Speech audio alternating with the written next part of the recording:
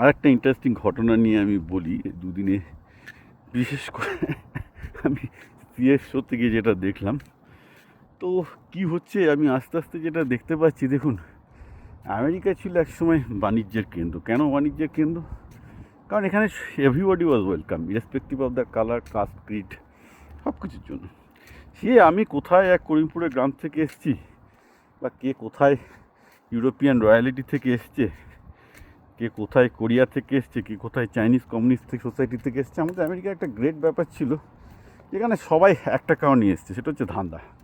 চুটিয়ে ব্যবসা করতে হবে, নতুন নতুন আইডিয়া নিয়ে আসতে হবে, বিক্রি করতে হবে, and everybody was working very very hard for that. So that's how the America was built, right?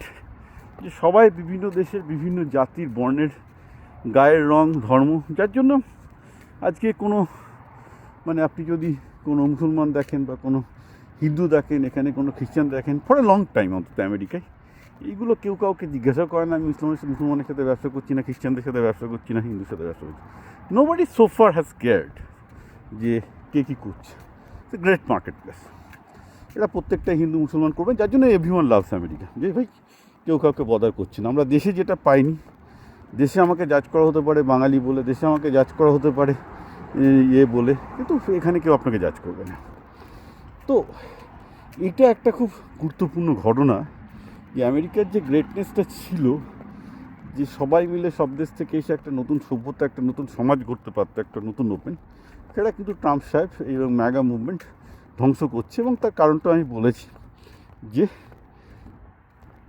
যারা ট্র্যাডিশনালি, যারা বহুদিন ধরে আমেরিকায় আছেন, তাদের কাছ থেকে চাকরিটা চলে গেছে চীন এবং ভারতে, এবং সেটা টেক কেয়ার করা হয়নি। ফলে আগামী দিনে এখন যেটা হচ্ছে, আমি যেটা পরিষ্কার দেখতে পাচ্ছি, যে ট্রাম্প গ্রিনল্যান্ড দখল করবে, এই দখল করবে, ওই দখল করবে।